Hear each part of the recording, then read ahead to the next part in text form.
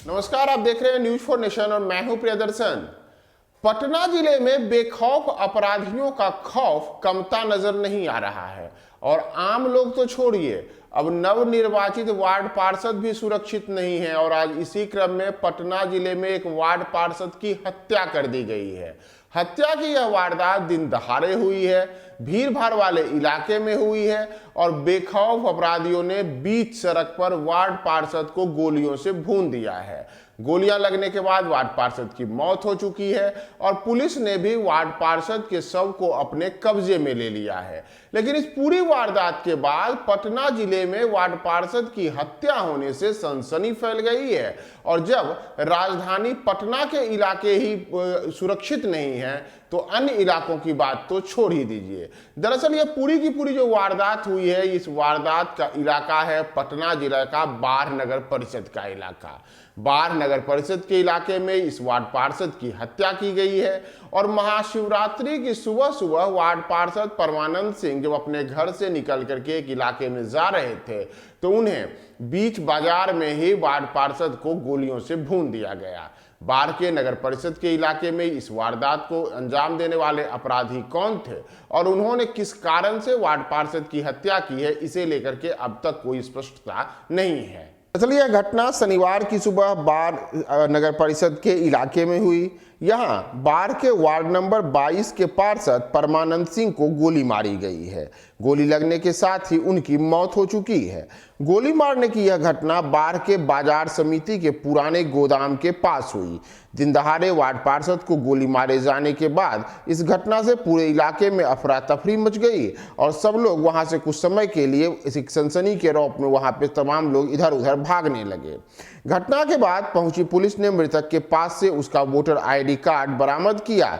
तब जाकर के उसकी पहचान उजागर हुई कि यह शख्स परमानंद सिंह है जो वार्ड नंबर 22 का वार्ड पार्षद है।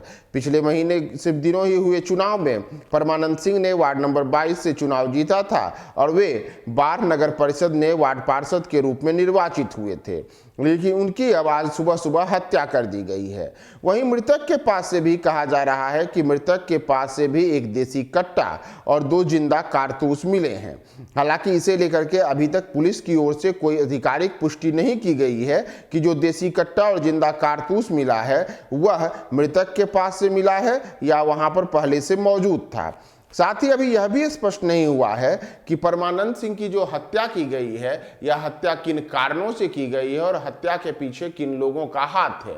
लेकिन वार्ड पार्षद की हत्या हो जाने से, उसमें भी पटना जिले में हत्या हो जाने से और बाढ़ के नगर परिषद के इलाके के भीड़ भाड़ वाले इलाके में दिन दहाड़े वार्ड पार्षद की हत्या होने से इस पूरे इलाके में अब सनसनी फैल गई है और पटना पुलिस की जो कार्यशैली है, जो लोगों की सुरक्षा को लेकर के आम लोग चिंता रहते हैं, उस पर भी यह बड़ा सवालिया निशान है कि आखिर वार्ड पार्षद की हत्या किन कारणों से की गई और हत्या के पीछे का मूल मकसद क्या था। दरअसल अगर हम बाढ़ की बात करें तो बाढ़ का जो इलाका है वह शुरू से ही अपराधियों के लिए एहसाह के रूप में माना जाता है।